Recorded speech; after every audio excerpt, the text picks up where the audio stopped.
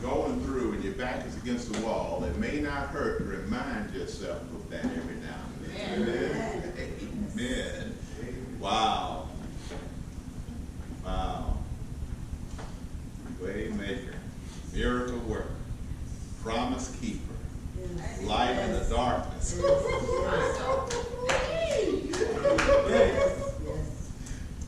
Waymaker, miracle worker. Yes. Promise keeper. Yes. Light in the darkness. Huh? Woo. Waymaker, miracle worker, promise keeper, light in the darkness. My God, that is who you are. Yes. Yes. One more time. Waymaker, miracle worker, promise keeper, light in the darkness, my God, that is who you are. I know a waymaker, miracle worker, promise keeper, light in the darkness, my God, that is who you are. Yes. Oh my gosh. Yes, yes, yes. Turn with me, if you would, please, to 1 Peter chapter 5. 1 Peter chapter 5.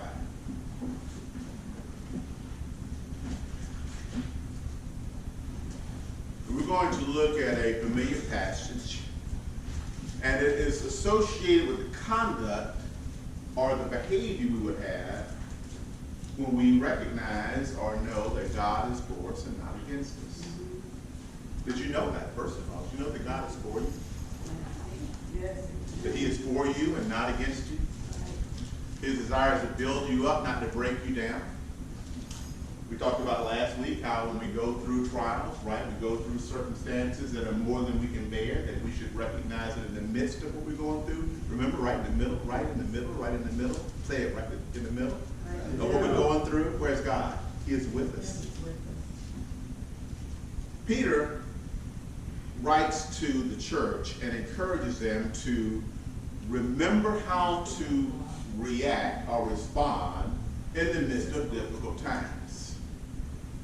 And if you'll notice, he begins, first of all, in 1 Peter chapter 5, starting in verse 1, and he mentions something first to the elders, to those who are in leadership.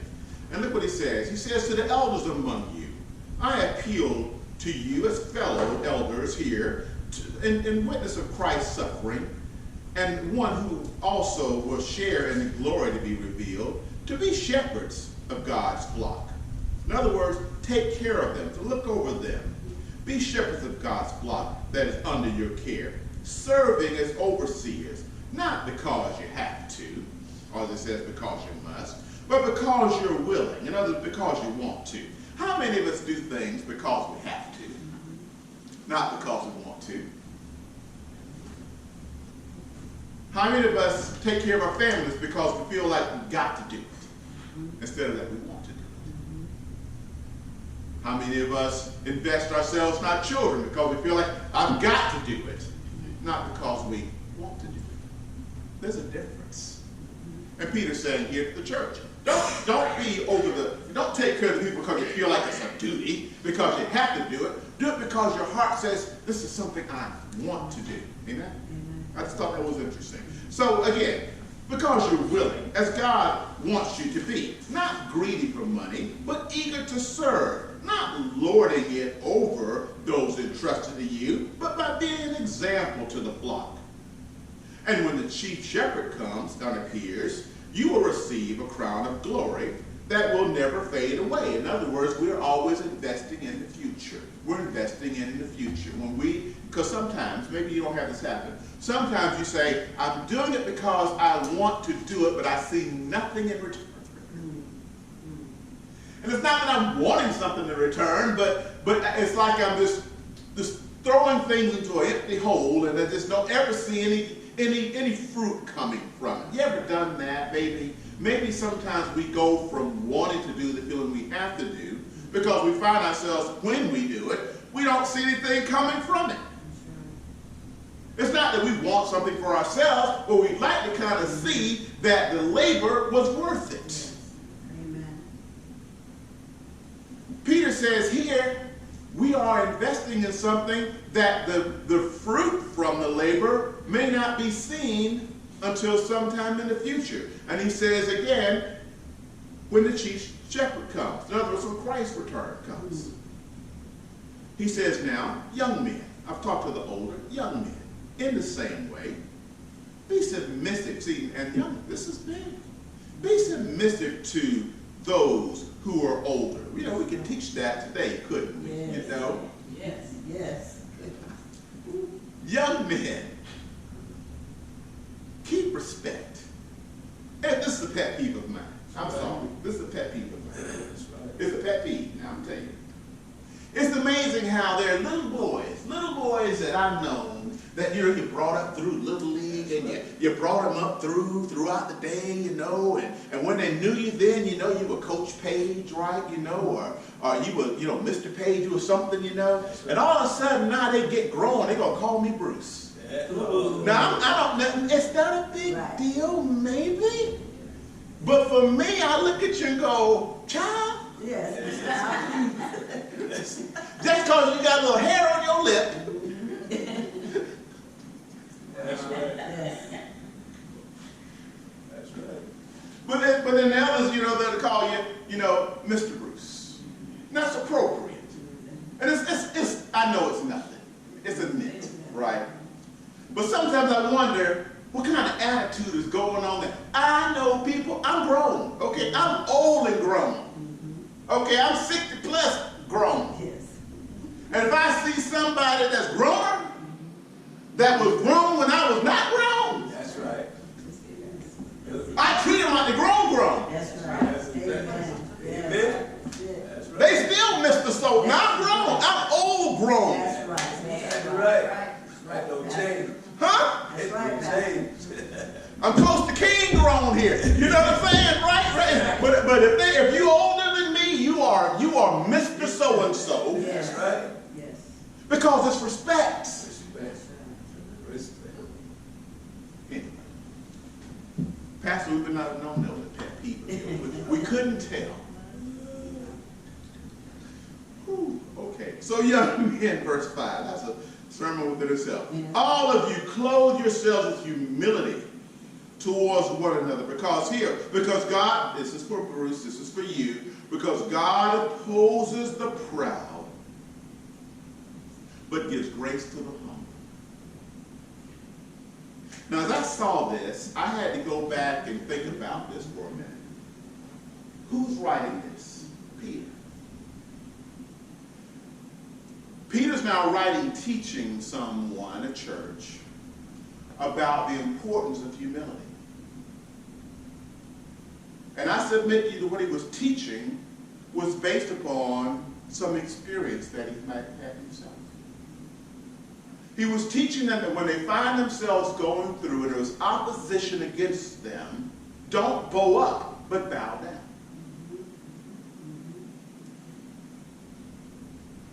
I wonder what could he have been reflecting upon as he spoke about that. Well, I went back and I looked, and I can ask you to turn to John chapter 13, or just write down John chapter 13. In John chapter 13, we have the story of John speaking about Jesus. And he says, it was just before the Passover festival. Listen, Jesus knew that the hour had come for him to leave this world and to go to the Father. So he understood his time was done here. Having loved his own who were in the world, he loved them to the end. The evening meal was in progress. This is very interesting. So he knew what was going on. He was with those whom he loved, that he knew he was going to have to leave. Okay? The evening meal was in progress, and the devil had already prompted Judas, the son of Simon, to betray Jesus. Here he is, among those whom he loved, that he knew he was going to leave, and he knew already that the opposition was against him to destroy that which he loved the most. most that he was going to have to leave. Jesus knew that the Father had put all things under his power and that he had come from God. In other words, he knew who he was. Do you know who you are? Do you know that you are indeed a child of God? Do you know that if God is for you, that nothing can be against you? Do you know that you are the apple of his eye? Because right now, what we see here, there was one thing that Jesus knew. Jesus knew whose he was. Do you know who you are?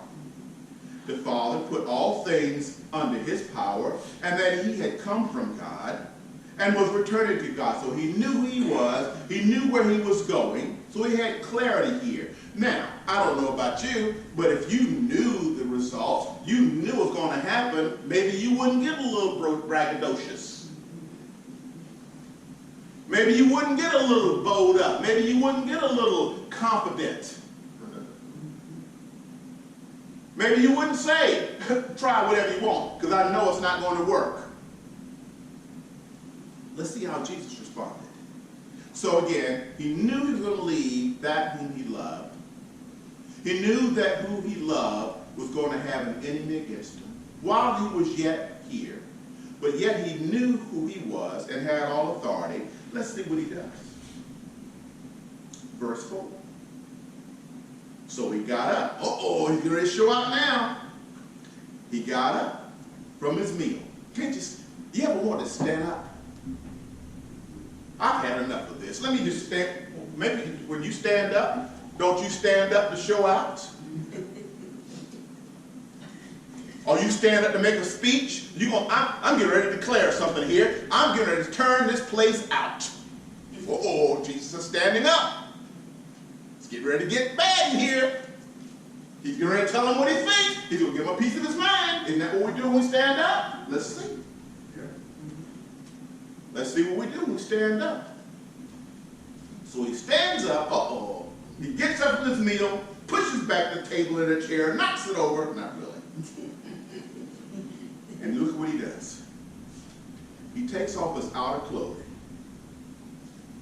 He wraps a towel around his waist. And after that, he poured water in a basin. He began to wash the feet of the disciples.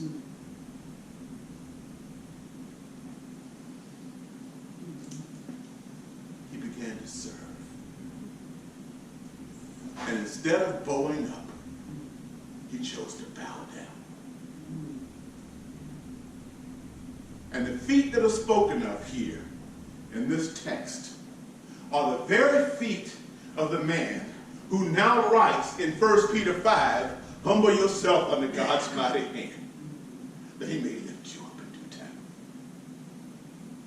Because you see, Peter was one of those that was known as the proud.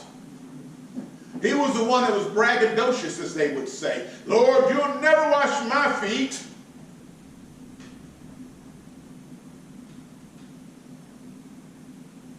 He's the same one who, as Jesus washed his feet, Jesus knew. Jesus knew that while Judas was in the back, looking at how he was going to sell him out, he's getting ready to wash the feet of the one who would say, I never knew him. He served the ones who did not have his best interest in mind.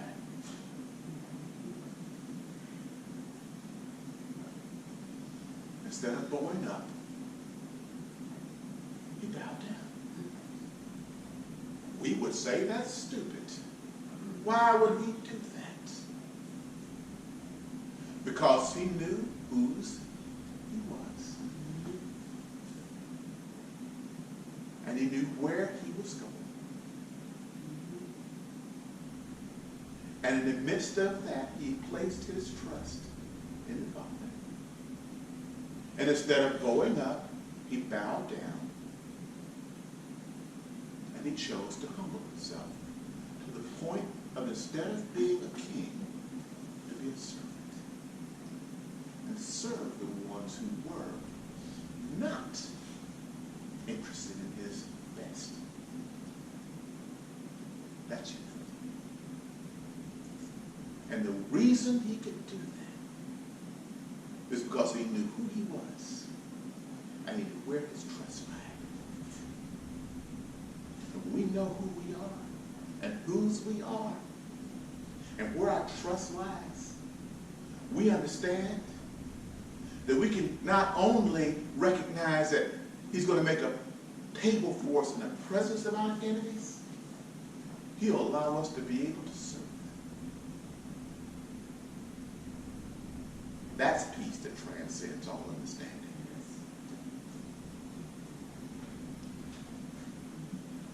So in verse 6 of 1 Peter 5, when he says, humble yourselves, now we can see in his mind, in Peter's mind, he's reflecting back on what he had seen Jesus do for him in John chapter 3.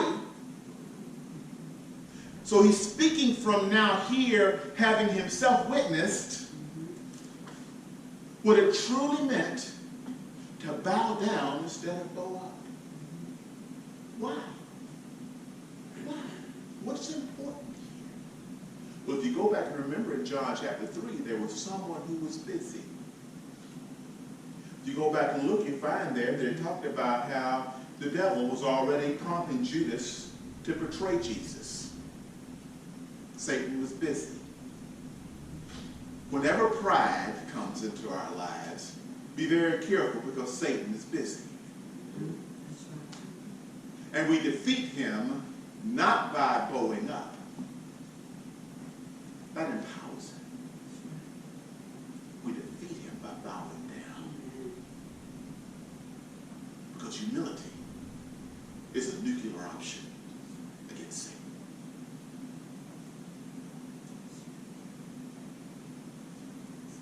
Verse 6, humble yourselves therefore under God's mighty hand, that he may lift you up. Note this, he will lift you up in due time.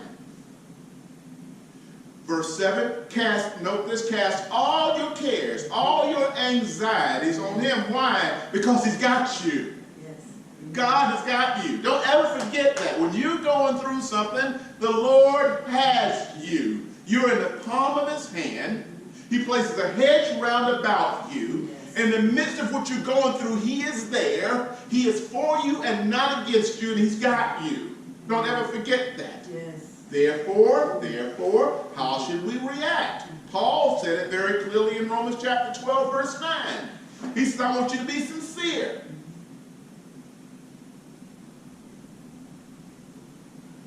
When Jesus washed their feet, he was showing them what? Sincere love.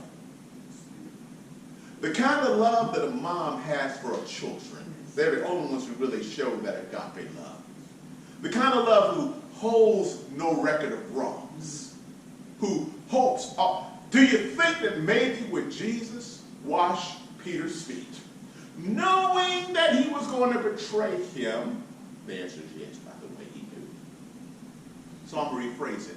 Jesus knew that when he washed Peter's feet, knowing that he was going to betray him, that what Peter was doing was not going to do anything to alter the Father's plan, because he was going to have to go to the cross in order that by his dying and his being resurrected, it brings salvation to all. So it was something that had to be done regardless of Peter's behavior, but even more so, he knew that it would be that same Peter, the same Peter, would be the one who would now in latter days write to the church and be able to say, this is what it means to show humility. So even in the midst of where something, let me tell you something, even when it looks like somebody is doing something to do you harm, God will take what looks like it is for evil, and he will turn that thing into something that is good. Yes. There's no weapon formed against you or me that'll prosper when we place our hope and trust in God. And so he says again in Romans 12, verse 9, love must be sincere. Hate what is evil, cling to what is good. Verse 10, be devoted to one another in brotherly love. Please, if a family, because that's the core. In Genesis, when God created man, the first institution he created was family. Don't ever forget that. He didn't create institutions. He didn't create political. He created the family. That's the core of society. It's family. And he says here, be devoted. And if a family would learn to honor one another above themselves, if a husband would honor his wife above himself, if a wife would honor her husband above herself, if children would honor their parents above themselves, if parents would honor their children, if we would honor one another, the house will become a home. And although trouble will come and there will be storms that arise, you will find you will have a home that is built upon a rock. Yes. That will always stand. And that goes for any grouping. When we honor one another. What keeps us from honoring one another? Pride. It's simple. What causes us to honor one another? Humility.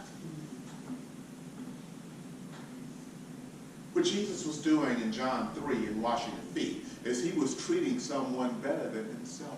He was serving them.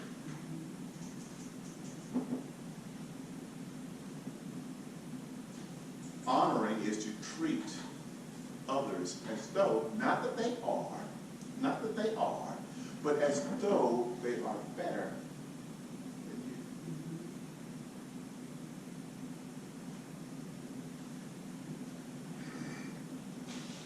Be joyful, it says again in Romans 12. Be joyful in what? As you hope.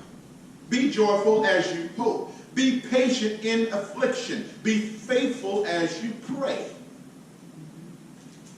That's the result of what happens when we find ourselves living this way of humility. And that is something that will always allow us to be able to stand. Again, as we leave 1 Peter 5, verse 8, be self-controlled. That's how you're self-controlled. We just saw a few moments ago, as you go back and write down and remember to see what it said in Romans 12, verse 12, about being joyful, patient, and faithful.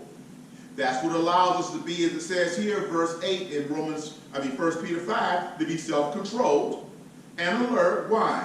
Because the same challenge that was in John 3 against Jesus is the same challenge against you and I. Your enemy, the devil, prowls around like a roaring lion, looking for someone to devour. You know what he likes? He likes pride. He's looking for someone that's full of pride. You like prime rib, he likes pride rib. If he sees someone that's all boastering, and that's someone I can manipulate. I can't deal with humility, but I can manipulate pride. So again, he says, like a roaring lion looking for someone to devour. What do we do? Verse 9, resisting. How? Standing firm in the faith. Because you know. Did you know this? You know your brothers throughout the world. In other words, you know your believers, your friends and others you know that trust God. They're going through something too. You're not alone. You're not the only one. We feel that way. That's what Satan wants to think, that you're the only one. You're not the only one. God's got you. We are to encourage one another. Practice humility. That's where our strength comes from. Because you know that your brothers throughout the world are undergoing the same kind of suffering. Verse 10. I love this. Verse, oh man, what a promise. And the grace of God, or the God of all grace, who called you, just like we saw in John chapter 3, where Jesus knew who he was and knew the promise of the Father's promise for him, all authority was given to him. Look what it says here again in this verse 10. And the God of all grace, who called you as eternal glory in Christ, this is after you have suffered a little while. Note this, will, don't miss this word, himself. He's going to do what you cannot do on your own. Will himself do what? Restore you. And what will he do? He will make you strong, firm, and steadfast.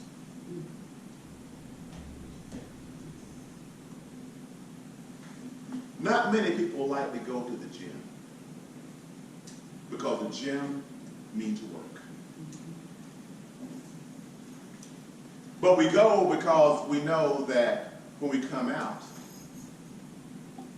we have deposited in results that will give us the ability to have health and stamina and strength. We go in wishing we didn't go in, but many times we come out glad that we went through or winning. No one wants trials. No one wants trouble. But if we can see what's being said here, that when we find ourselves going through trials and trouble, although we don't want to go into it, we come out of it stronger than we were before. And you get out of that something called endurance. And you get a testimony.